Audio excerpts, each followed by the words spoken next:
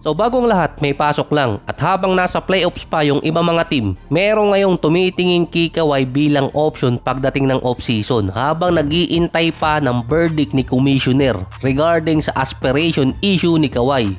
Iintayin din kasi sa off-season kung ano ba ang magiging hatol kay Kawhi dahil si Steve Ballmer mukhang dinadaan talaga sa pera sa korte. Ito kasi ang possible last year ni Kawhi sa Clippers at siya din ang tinatarget na maging kapalit ni Kevin Durant sa Rockets.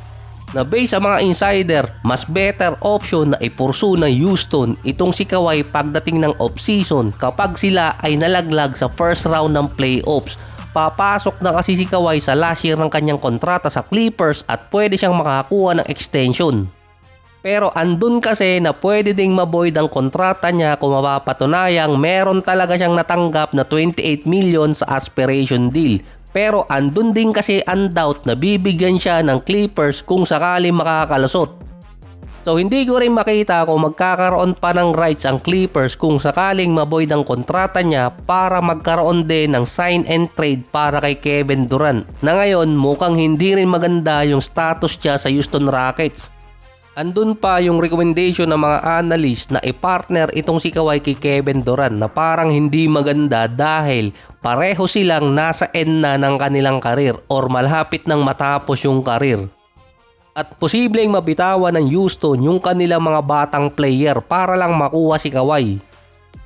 Andun pa na official na makukuha ng Thunder yung first round pick ng Clippers dahil sa 2019 trade kay Paul George at pwedeng pumatak pa ng top 10 sa draft. Makukuha din ng OKC yung first round pick ng Philadelphia. Matitira din sa Clippers si Garland at potentially matira din si Maturin sa kanila na pwedeng iswap ng Houston si Kevin Durant kay Kawhi para makakuha pa rin ng asset yung Clippers at matuloy nila yung kanilang plano sa 2027. Andun pa rin yung option na pwedeng i-partner si Kawhi dito kay Kevin Durant. Pero kung idadaan kasi sa trade, hindi nila basta-basta makukuha si Kawhi kung hindi malaki ang kapalit. Isa pa doon, kung maboboid ang kontrata ni Kawhi, pwede siyang pag-agawan ng mga teams na naglalaro ngayon sa playoffs kung sino ang malalaglag. Isa doon, ang pwedeng humahabol sa kanya, Detroit. Ang Warriors din ang isa sa mga team na may interest kay Kawhi sa offseason pero makukuha nila si Kawhi kung maboboid ang kontrata niya or kung hindi nila makukuha si Giannis. Hindi pa rin sumusuko yung Golden State eh. Hindi pa sigurado kung babalik si Steve Kerr sa Golden State until next season. Komplikado di umano ang sitwasyon niya at posibleng iwan ni Steve Kerr si Draymond at si Steph.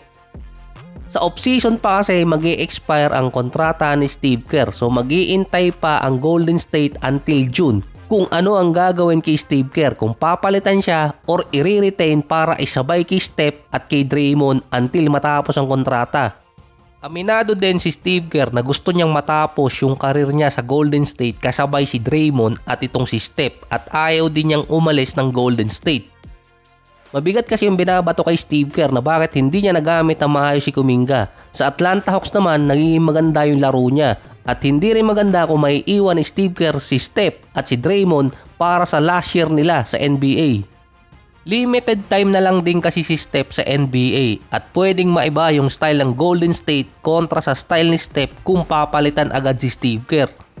Si Giannis kasi hahabulin ng mga teams gaya ng Knicks, Warriors, Miami at Lakers sa offseason via trade. Base kay Giannis mukhang okay naman siya sa Miami. Mukhang hindi rin interesadong mapunta sa Golden State si Giannis. Si Porzingis naman expected mag-i-stay sa Warriors.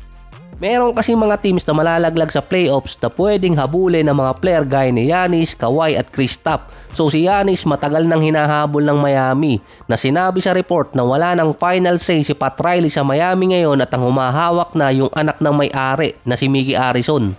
Pero sinabi ni Pat Riley matagal na siyang walang final say pero siya yung isa sa mga executive ng team. Dalawang player ang pwedeng ipursu ng Miami, si Giannis ulit na wala pa rin kadala-dala at yung isa pa si Ja Morant. Handshake deal na lang sana dito kay Morant papuntang Miami kaso ayaw nga magbigay ng team ng young player at masyadong malaki pa rin yung hinihingi ng Memphis. Isa pa doon si Bam Adebayo Anthony Davis na dahil nagdidiman na rin sa team. Ilang taon na rin kasi siya naglalaro sa play-ins at nalalaglag. Sa sinabing walang say si Pat Riley, ang sinabi niya iti-trade lang niya si Adebayo kung ang kapalit ay si Wembanyama. In short, hindi niya iti-trade.